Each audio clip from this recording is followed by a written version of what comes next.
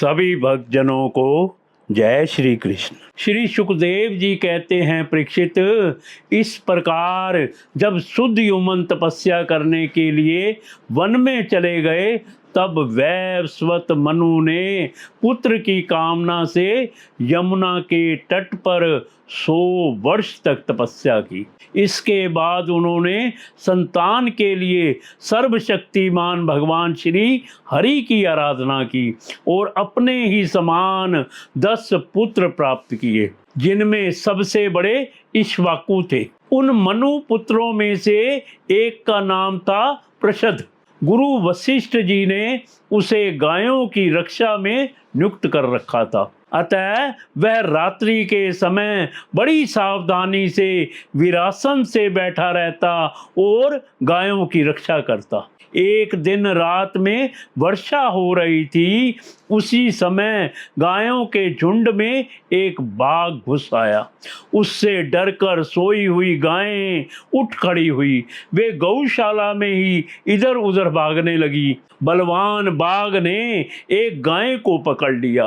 वह अत्यंत भयभीत होकर चिल्लाने लगी।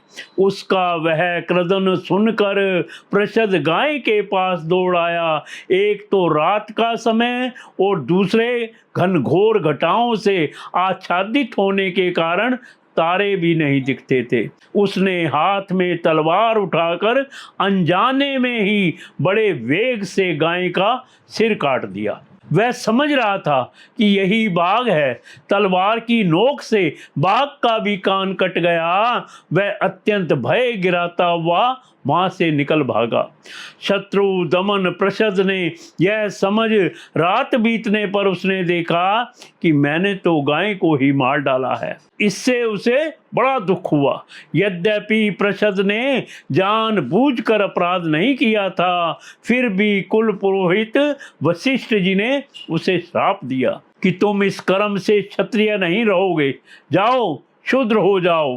प्रषद ने अपने गुरुदेव का यह श्राप अंजलि बांधकर स्वीकार किया और इसके बाद सदा के लिए मुनियों को प्रिय लगने वाले नैष्ठिक ब्रह्मचार्य व्रत को धारण किया। वह समस्त प्राणियों का अहेतुक हितैषी एवं सबके प्रति सम्मान भाव से युक्त होकर भक्ति के द्वारा परम विशुद्ध सर्वात्मा भगवान वासुदेव का अनन्य प्रेमी हो गया। उसकी सारी आसक्तियां मिट गई, वृत्तियां शांत हो गई, इंद्रियां वश में हो गई। वह कभी किसी प्रकार का संग्रह परिग्रह नहीं रखता था। जो कुछ देव वश प्राप्त हो जाता उसी से अपना जीवन निर्वाह कर लेता। वह आत्मज्ञान से संतुष्ट एवं अपने चित्त को परमात्मा में स्थित करके प्राय समाधिस्थ रहता। कभी कभी जड़, अंधे और बहरे के समान पृथ्वी पर विचरण करता। इस प्रकार का जीवन व्यतीत करता हुआ वह एक दिन वन में गया। वहां उसने देखा कि दावानल धधक रहा है। मननशील प्रषद अपनी इंद्रियों को उसी अग्नि में भस्म करके पर ब्रह्म परमात्मा को प्राप्त हो गया। मनु का सबसे छोटा पुत्र था कवि। विषयों से वह अत्यंत निस्पृह था। वह राज्य छोड़कर अपने बंधुओं के साथ वन में चला गया और अपने हृदय में स्वयं प्रकाश परमात्मा को विराजमान कर किशोर अवस्था में ही परम पद को प्राप्त हो गया। मनुपुत्र करुष से कारुष नामक क्षत्रिय उत्पन्न हुए। वे बड़े ही ब्राह्मण भक्त, धर्म प्रेमी एवं उत्तरापद के रक्षक थे। दृष्ट के घाट नामक क्षत्रिय हुए। अंत में वे इस शरीर से ही ब्राह्मण बन गए।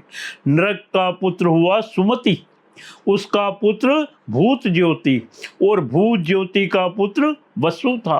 वसु का पुत्र प्रतीक और प्रतीक का पुत्र ओदवान। ओदवान के पुत्र का नाम भी ओदवान ही था। उनके एक ओदवती नाम की कन्या भी थी, जिसका विवाह सुदर्शन से हुआ। मनु पुत्र नरस्यंत से चित्रसेन, उससे त्रक्ष, त्रक्ष से मीडवान, मीडवान से कुर्च और उससे इंद्रसेन की उत्पत्ति हुई। इंद्रसेन से वीतिहोत्र, उससे सत्यश्रवा, सत्यश्रवा से उर्श्रवा और उससे देवदत्त की उत्पत्ति हुई। देवदत्त के अग्नि वैश्य नामक पुत्र हुए जो स्वयं अग्निदेव ही थे। आगे चलकर वे ही कानीन एवं महर्षि जातुकर्ण के नाम से विख्यात हुए। परीक्षित, ब्राह्मणों का आग्नि वैश्यायन गोत्र उन्हीं से चला है। इस प्रकार नारिष्यंत के वंश का मैंने वर्णन किया। अब दृष्ट का वंश सुनो। दृष्ट के पुत्र का नाम था नाभाग। यह उस नाभाग से अलग है जिसका मैं आगे वर्णन करूंगा।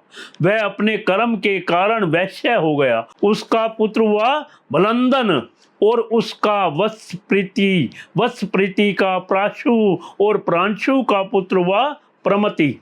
प्रमति के खनित्र, खनित्र के चाक्षु और उनके विवंशति हुए। विवंशति के पुत्र रंभ और रंभ के पुत्र खनि नेत्र दोनों ही परम धार्मिक हुए। उनके पुत्र करंधम और करंधम के अविश्रित महाराज परीक्षित, अविश्रित के पुत्र मरुत चक्रवर्ती राजा हुए। उनसे अंगिरा के पुत्र महायोगी सरवंत ऋषि ने यज्ञ कराया था। मरुत का यज्ञ जैसा हुआ वैसा और किसी का नहीं हुआ, और उस यज्ञ के समस्त छोटे बड़े पात्र अत्यंत सुंदर एवं सोने के बने हुए थे।